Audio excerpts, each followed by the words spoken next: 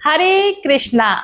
मेरे परम प्रिय श्रद्धा के अगाध और अनंत महासागर में निरंतर गोता लगाने वाले साक्षात भक्ति रस की साक्षात प्रतिमूर्ति और श्री राधा पुरुषोत्तम सरकार के श्री युगल चरणों में प्राणों को सर्वस्व न्यौछावर करने वाले हमारे प्यारे परिवार के सभी अलौकिक दिव्य आत्मीय और अनन्य सदस्यों का खुशबू का प्रेम भरा भावपूर्ण और कोटि कोटि राधे राधे प्रणाम। प्रभु श्री राधा रमण की वह दिव्य अकारण करुणा आपके जीवन की रोम रोम से घोर निराशा, मानसिक अवसाद, दरिद्रता, भय और अंधकार के अंतिम अंश को भी समूल नष्ट कर दे।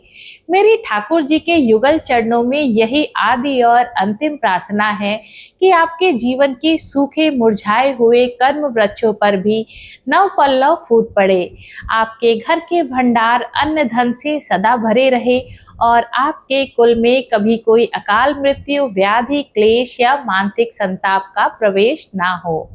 पिछले अध्यायों में हमने पुरुषोत्तम मास की महिमा के कई गुण आयामों को समझा। आज इस अध्याय 15 में आपके लिए मैं लेकर आई हूँ एक बिल्कुल नई, अनसुनी और हृदय को झकझोर देने वाली महाकथा।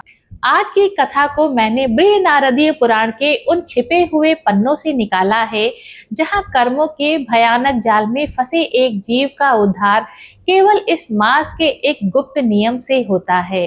इस मास के दिव्य महात्म्य, उसके आध्यात्मिक विज्ञान, एक एक व्रत के गूढ़ अर्थ, दान की सूक्ष्म व्याख्या और साधना के नियम को इतना सुंदर और इतना गहरा करेंगे कि आपकी आत्मा सीधे दिव्य रस का अनुभव करने लगेगी। आज की यह कथा पुरुषोत्तम भगवान की गुप्त साधना का साक्षात अमृत है। अपने चंचल चित्त को संसार की समस्त अशांति, चिंताओं और तनावों से पूरी तरह हटाकर अपने दोनों हाथों को अपने हृदय पर रखिए, अपनी आंखें बंद कीजिए और इस दिव्य रस का पान करने के लिए पूरे आनंद और भाव से गाइए। हरे कृष्णा कृष्णा कृष्णा हरे हरे, हरे रामा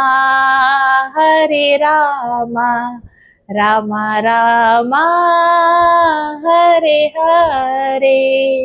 महर्षि वाल्मीकि बोले, हे राजन दृढ़धनवा, अब अपनी चेतना के समस्त द्वारों को खोलकर सुनो। प्राचीन काल में नर्मदा नदी के तट पर अनंतपुर नाम की एक अत्यंत समृद्ध राज्य था, जहां चित्रबाहु नाम के राजा राज्य करते थे।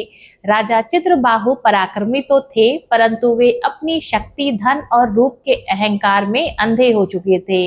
वे देवताओं की पूजा को केवल एक ढोंग मानते थे और संतों का उपहास उड़ाना उनका प्रिय शगल बन चुका था। उनके राज्य में केवल भोग विलास का बोलबाला था। एक बार की बात है, जब पुरुषोत्तम मास चल रहा था, तब साक्षात महामुनि अगस्त्य से अपने शिष्यों के साथ राजा चित्रबाहु के दरबार में पधारे। मुनि अगस्त्य ने देखा कि पूरा ब्रह्मांड इस पावन मास में हरि भक्ति में लीन है, परंतु राजा चित्रबाहु अपने महल में नर्तकियों के नृत्य और मदिरा के दौर में व्यस्त है। मुनि अगस्त्य ने राजा को टोकते हुए कहा, हे राजन, यह काल साधारण काल नहीं है, यह साक्षात नारायण पुरुषोत्तम का मास है। इस समय किया गया थोड़ा सा भी इंद्रिय संयम और हरि नाम का जप जीव को भव सागर से पार उतार देता है। तुम इस अमूल्य समय को वासना की आग में क्यों झोंक रहे हो? राजा चित्रबाहु मद में चूर थे।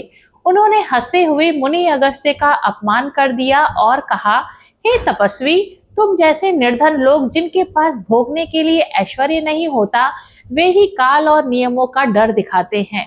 मेरे पास सब कुछ है, मुझे किसी पुरुषोत्तम की आवश्यकता नहीं है। राजा के इन अहंकारी और कटु वचनों को सुनकर मुनि अगस्त्य का हृदय द्रवित हो उठा। उन्होंने कहा, राजन, जिस वाणी पर तुम्हें इतना घमंड है, जिसने इस पावन मास और भगवान का अनादर किया है, वह वाणी ही तुम्हारे पतन का कारण बनेगी। तुम तत्काल प्रभाव से अपनी सुध बुद्ध खोकर एक गूंजते हुए मरुस्थल के चातक पक्षी बन जाओ, जो प्यास से तड़पेगा पर उसे जल की एक बूंद नसीब नहीं होगी। मुनि के श्राप देते ही राजा चित्रबाहु का सोने का मुकुट गिर गया। उनका विशाल शरीर सिकुड़ने लगा और वे एक कुरूप चातक पक्षी के रूप में बदल गए। उनका सारा राजपाट, सारा वैभव एक पल में छूट गया। वे उड़ते हुए एक भयानक तपते हुए मरुस्थल में जा गिरे। यह कथा हमें सिखाती है कि जब जीव भगवान के दिए हुए कालखंड का और संतों का अनादर करता है तो उसका प्रारब्ध कितनी तेजी से बदल जाता है। बृहनारदीय पुराण के इस अध्याय में साक्षात नारायण देवर्षि नारद को समझाते हैं कि राजा चित्रबाहु का यह पतन केवल उनकी वाणी के दोष के कारण हुआ था। इसी संदर्भ में प्रभु ने मौन व्रत के उस अद्भुत विज्ञान को प्रकट किया जो पुरुषोत्तम मास की सबसे कठिन और प्रभावी साधना मानी जाती है।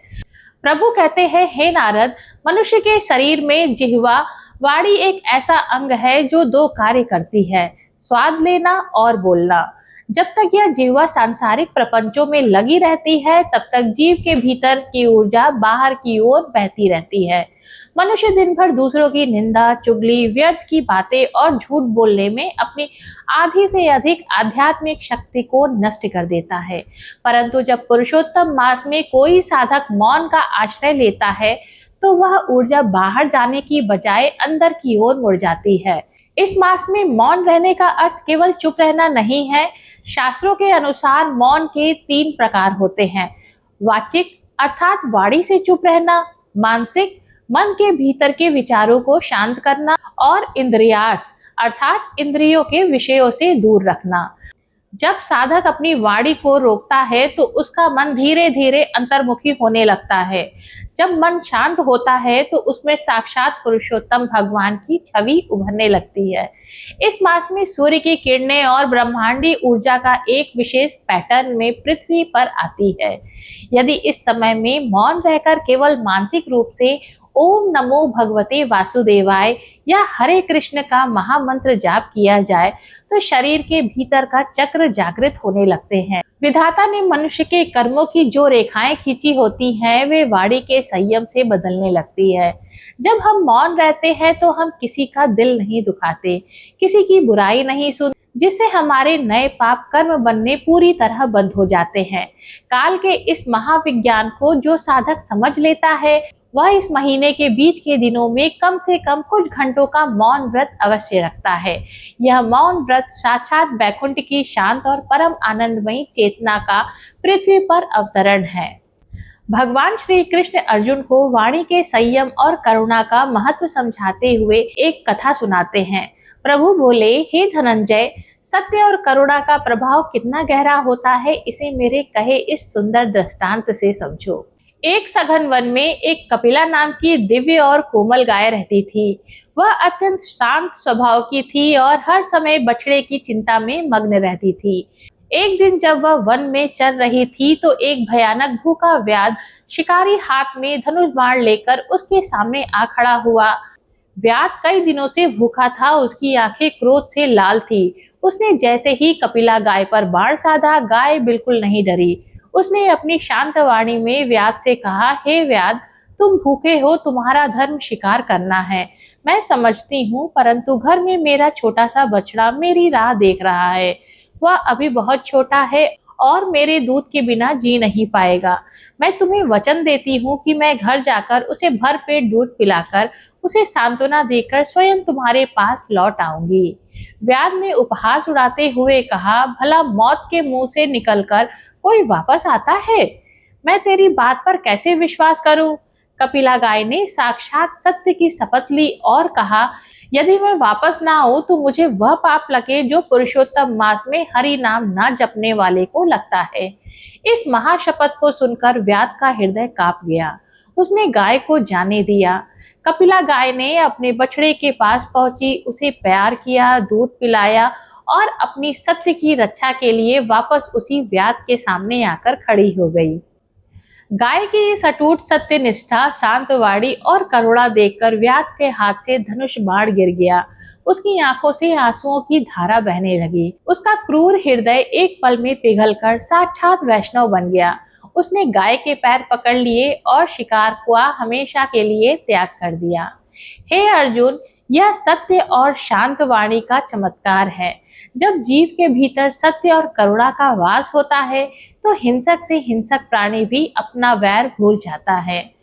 पुरुषोत्तम मास में जब साधक अपनी वाणी को शांत रखकर कपिला गाय जैसी कोमलता धारण करता है तो साक्षात परमेश्वर उसके वश में हो जाते हैं। अब कथा पुनः लौटती है राजा चित्रबाहु पर, जो अपने अहंकार के कारण चातक पक्षी बनकर मरुस्थल में तड़प रहे थे। कई वर्ष बीत गए परंतु मुनि अगस्त्य का श्राप अमिट था। चातक पक्षी मरुस्थल में जलती हुई रेत पर बैठता। उसकी छाती प्यास से जलती थी, परंतु जैसे ही आकाश से वर्षा की बूंद गिरती, हवा के झोंके से वह दूर चली जाती थी। वह अपनी वाणी खो चुका था, केवल एक करुण पी पी की ध्वनि उसके कंठ से निकलती थी। संयोगवश 3 वर्ष के बाद पुनः पुरुषोत्तम मास का आगमन हुआ। साक्षात मुनि अगस्त्य उसी मरुस्थल के मार्ग से गुजर रहे थे। उन्होंने उस चातक पक्षी को देखा जो प्यास और तड़प के अंतिम छोर पर खड़ा था। मुनि अगस्त्य त्रिकालदर्शी थे। वे तुरंत पहचान गए कि यह कोई साधारण पक्षी नहीं बल्कि अनंतपुर का अभिमानी राजा चित्रबाहु है, जिसके अहंकार का मर्दन हो चुका है। मुनि का हृदय करुणा से भर गया। उन्होंने अपने कमंडल से पवित्र गंगा जल निकाला और उस चातक पक्षी के मुख में डाल दिया। गंगा जल की बूंदें कंठ में जाते ही चातक के भीतर की चेतना जागृत हो गई। मुनि अगस्त्य ने कहा, हे चित्रबाहु, तुमने अपनी वाणी के घमंड में पुरुषोत्तम मास का अनादर किया था, जिसका फल तुमने भोग लिया। अब तुम्हारा अहंकार नष्ट हो चुका है। यद्यपि तुम पक्षी योनि में हो, परंतु यह पुरुषोत्तम मास चल रहा है। यदि तुम इस महीने के शेष दिनों में पूर्ण मौन रहकर अपने मन के भीतर केवल नारायण के चरणों का ध्यान करोगे तो तुम्हारा यह श्राप कट जाएगा। चातक रूपी चित्रबाहु ने मुनि के चरणों में अपना सिर झुका दिया। उसने मुनि की आज्ञा को शिरोधार्य किया और पूर्ण मौन व्रत धारण कर लिया। उसने सांसारिक प्रपंचों को सोचना बंद कर दिया। उसकी आंखें केवल आकाश की ओर लगी रहती थी और उसका मन मरुस्थल की तपन के बीच भी बैकुंठ के शांत सरोवर में गोते लगाने लगा। यह दृश्य इस बात का प्रमाण है कि संत का श्राप भी अंततः जीवन के कल्याण का मार्ग खोल देता है। महर्षि वाल्मीकि राजा दृढ़धनवा को मौन और भाव की गहराई समझाने के लिए दूसरा अद्भुत दृष्टांत देते हैं। मुनिवर बोले, हे राजन, भगवान के शब्दों का जाल की आवश्यकता नहीं है। वे मौन की भाषा को सबसे पहले सुनते हैं। इसे सुनो। एक राज्य में एक भव्य मंदिर का निर्माण हो रहा था। वहां के राजा ने करोड़ों स्वर्ण मुद्राएं खर्च करके उस मंदिर के गर्भगृह को सजवाया था। राजा को बड़ा घमंड था कि इस मंदिर के निर्माण का पूरा श्रेय मुझे ही जाता है। मंदिर के कोने में एक मूक गूंगा व्यक्ति रहता था जो बोल नहीं सकता था। वह दिन भर मंदिर के निर्माण में पत्थर उठाने, गारा तैयार करने, मूक सेवा करता था। जब पंडित ऊंचे स्वरों में मंत्र पढ़ते तो वह गूंगा भक्त एक कोने में बैठकर अपनी छाती पर हाथ रख देता था, क्योंकि वह बोल नहीं सकता था। वह सोचता था कि काश मेरे पास भी वाणी होती तो मैं भी प्रभु के सुंदर नामों का उच्चारण करता। जब मंदिर पूरी तरह बनकर तैयार हुआ तो राजा ने गर्भगृह के मुख्य द्वार पर एक बड़ा सा पत्थर लगवाया, जिस पर सोने के अक्षरों में लिखा था, इस भव्य मंदिर का निर्माण राजा विशाल देव द्वारा करवाया गया है। राजा बहुत प्रसन्न था, परंतु उसी रात साक्षात पुरुषोत्तम भगवान राजा के स्वप्न में आए और उन्होंने कहा, हे राजन, तुमने इस मंदिर को अपने अहंकार से बनाया है, धन से बनाया है। मुझे इसमें कोई रस नहीं आ रहा। मुझे तो उस कोने में बैठे हुए मूक भक्त के मौन आंसुओं ने खरीद लिया है। यदि मंदिर पर नाम लिखना ही है तो उसका लिखो। राजा की सुबह आंख खुली तो वह दौड़कर मंदिर पहुंचा। उसने देखा कि चमत्कारिक रूप से सोने के अक्षरों में उसका नाम मिट चुका था और वहां लिखा था, यह मंदिर प्रभु के मूक भक्त के मौन का धाम है। राजा का घमंड चूर चूर हो गया। वह उस गूंगे भक्त के चरणों में गिर पड़ा। हे राजन दृढ़धनवा, यह कथा हमें सिखाती है कि हमारी प्रार्थनाएं जितनी शांत, जितनी मौन और जितनी दिखावे से दूर होगी, वे उतनी ही तेजी से बैकुंठ सिंहासन को हिला देगी। पुरुषोत्तम मास में जब हम मौन रहते हैं तो हमारी आत्मा की आवाज प्रभु तक सीधे पहुंचती है। बृहनारदीय पुराण में पुरुषोत्तम मास की महिमा का वर्णन करते हुए नारायण कहते हैं कि इस मास के मध्य भाग में दीपदान का महत्व और अधिक बढ़ जाता है। दीपदान केवल मिट्टी के दिए में तेल डालकर जलाना नहीं, इसके पीछे एक बहुत गहरा आध्यात्मिक विज्ञान छिपा हुआ है। दीपक की मिट्टी हमारे इस भौतिक शरीर का प्रतीक है। उसमें डाला जाने वाला घी या तेल हमारी वासनाओं और कर्मों का प्रतीक है, और जो लौ ऊपर की ओर उठती है वह हमारी आत्मा की ऊर्ध्व गति का प्रतीक है। जब हम पुरुषोत्तम भगवान के सम्मुख दीप प्रज्वलित करते हैं तो हम वास्तव में प्रभु से यह प्रार्थना कर रहे होते हैं कि हे परमेश्वर, इस मिट्टी की पुतले के भीतर छिपी हुई वासनाओं के तेल को अपनी भक्ति की अग्नि से जला दीजिए, ताकि मेरी आत्मा की लौ हमेशा आपके चरणों की ओर उठती रहे। इस मास में सूर्य की किरणें भी पृथ्वी पर एक विशेष आध्यात्मिक ऊर्जा लेकर आती है। जब कोई साधक सुबह के समय सूर्य नारायण को अर्घ देता है और पुरुषोत्तम भगवान का ध्यान करता है तो उसके शरीर के भीतर के समस्त रोग और नकारात्मक विचार अपने आप नष्ट होने लगते हैं। इस महीने में अन्नदान को महादान कहा गया है। किसी भूखे जीव को प्रेम पूर्वक भोजन कराने से जो तृप्ति भगवान को मिलती है वह करोड़ों यज्ञों से भी नहीं मिल सकती। साधक को इस महीने के अंतिम दिनों में अपनी सामर्थ्य के अनुसार दान की वस्तुओं को बढ़ाना चाहिए और मन में पूर्ण संतोष का भाव रखना चाहिए। साधना का एक और गुप्त आयाम है मानसिक सेवा। यदि कोई जीव किसी कारणवश शारीरिक रूप से निर्बल है, बीमार है, धन के अभाव के कारण वाय सामग्रियां एकत्रित नहीं कर सकता, तो वह अपने मन के भीतर ही साक्षात वैकुंठ धाम की रचना कर सकता है। मन ही मन प्रभु के चरणों को धोना, उन्हें पीले वस्त्र पहनाना, मन के सुंदर भावों को पुष्प अर्पित करना और मन से ही 56 भोग लगाना, यह मानसिक पूजा भगवान को वाय पूजा से भी अधिक प्रिय है। बृहनारदीय पुराण स्पष्ट कहता है कि भगवान भाव के भूखे हैं, वे किसी धन या वैभव के अधीन नहीं हैं। जो साधक इस सत्य को जान लेता है वह संसार के बंधनों से मुक्त होकर परम आनंद को प्राप्त करता है। भगवान श्री कृष्ण अर्जुन को समझाते हुए एक मार्मिक दृष्टांत देते हैं जो जीव के विश्वास को सुदृढ़ करने वाला है। प्रभु बोले, हे अर्जुन, जीवन की इस यात्रा में केवल एक ही चीज काम आती है, वह है मेरा आश्रय। इसे सुनो। एक बार एक बहुत बड़ी नदी में भयंकर बाढ़ आई हुई थी। पानी का वेग इतना तीव्र था कि बड़े बड़े वृक्ष जड़ से उखड़कर बह रहे थे। नदी के किनारे एक पुरानी जर्जर और टूटी नाव खड़ी थी। उस नाव की पतवार भी टूटा हुआ था और उसके तख्तों के बीच से पानी भीतर आ रहा था। उस नाव का नाविक एक अत्यंत वृद्ध पुरुष था जिसके शरीर में अब कोई शक्ति शेष नहीं थी। कुछ यात्री उस नदी को पार करना चाहते थे। उन्होंने उस टूटी नाव को देखकर कहा, अरे नाविक, तेरी नाव तो खुद डूबने वाली है, यह हमें इस महाबाढ़ से कैसे उतारेगी? वृद्ध नाविक ने मुस्कुराकर आकाश की ओर उंगली उठाई और कहा, सज्जनों, मेरी नाव भले ही टूटी है, मेरे हाथ भले ही कांप रहे हैं, परंतु इस नाव की पतवार को थामने वाला जो मेरा अदृश्य स्वामी है उसका हाथ बहुत मजबूत है। मुझे अपनी नाव पर नहीं, उसके भरोसे पर अटूट विश्वास है। यात्री उसकी निष्ठा को देखकर नाव में बैठ गए। जैसे ही नाव बीच धारा में पहुंची, एक विशाल लहर आई, पर अचानक एक अद्भुत चमत्कार हुआ। एक अदृश्य शक्ति ने उस टूटी नाव के नीचे से थाम लिया और वह नाव बिना किसी विघ्न के तैरती हुई दूसरे किनारे पर सकुशल पहुंच गई। हे धनंजय, यह मानव शरीर भी उस टूटी हुई नाव के समान है जिसमें बीमारियां, बुढ़ापा और दुखों का छेद है। यह संसार सागर उस भयानक बाढ़ जैसी नदी है, परंतु पुरुषोत्तम मास का यह पावन महात्म्य उस अदृश्य नाविक के भरोसे के समान है। जब जीव इस महीने में अपना सब कुछ मुझे सौंप देता है तो मैं स्वयं उसकी टूटी नाव का खेवनहार बन जाता हूँ और उसे भव सागर के उस पार अपने परम धाम में ले जाता हूँ। कथा के इस अंतिम शिखर पर जब राजा चित्रबाहु ने चातक पक्षी के रूप में पुरुषोत्तम मास का पूरा मध्य भाग पूर्ण मौन और मानसिक साधना में व्यतीत कर दिया, तब उनके अनंत जन्मों के पापों के मैल पूरी तरह धुल गए। उनका हृदय साक्षात बैकुंठ की माटी बन चुका था। पुरुषोत्तम मास के एक पवित्र दिन जब मरुस्थल के ऊपर घने बादल छाए तो एक अलौकिक प्रकाश पुंज आकाश से उतरा। उस प्रकाश के बीच साक्षात भगवान पुरुषोत्तम के पार्षद शंख चक्र गदा धारण किए हुए दिव्य विमान पर लेकर प्रकट हुए। चातक पक्षी का शरीर एक पल में छूट गया और उसके भीतर से राजा चित्रबाहु अपने दिव्य चिन्मय चतुर्भुज रूप से बाहर निकल आए।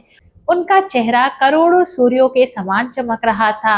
मुनि अगस्त्य भी वहां मुस्कुराते हुए खड़े थे। राजा चित्रबाहु ने मुनि के चरणों में दंडवत प्रणाम किया और मौन रहकर अपनी आंखों के आंसुओं से उनके चरणों को धोया।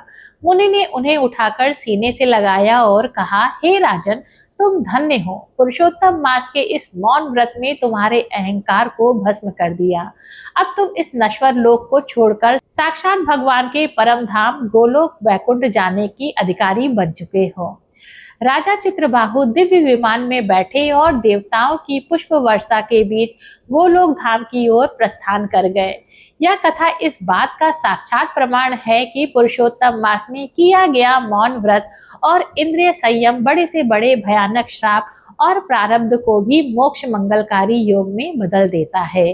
मेरे परम प्यारे परिवार के दिव्य सदस्यों, आज बृहनारदीय पुराण के इस 15वें अध्याय के इस बिल्कुल नए अनसुने और पावन स्वरूप को श्रवण करके आपकी आत्मा पूरी तरह तृप्त हुई होगी। आज हमने जाना कि वाणी का संयम और मौन व्रत हमारे जीवन को कितना बदल सकता है। आइए कथा के इस पावन मोड़ पर हम सब अपने अपने घरों में बैठकर पुरुषोत्तम भगवान से यही प्रार्थना करते हैं, हे प्रभु, हे अंतर्यामी, हमारी वाणी को पवित्र कीजिए, हमें मौन की शक्ति दीजिए और हमारी टूटी फूटी पूजा को स्वीकार कर लीजिए। आज के इस अंक को यहीं विराम देते हैं। अगर इस कथा ने आपके हृदय को छुआ हो तो कमेंट बॉक्स में हरे कृष्णा राधे राधे लिखना मत भूलिएगा। इस दिव्य कथा को अपने मित्रों और परिवार के साथ अधिक से अधिक शेयर करें। चैनल को सब्सक्राइब करना बिल्कुल मत भूलिएगा ताकि आगे आने वाले अध्याय 16 और उसके आगे और अध्याय आने तक इस अद्भुत प्रसंगों का पूरा आनंद आपको मिल सके। तो आइए पूरे आनंद और भाव के साथ गाइए, हरे कृष्णा कृष्णा कृष्णा हरे हरे, हरे रामा रामा रामा हरे हरे।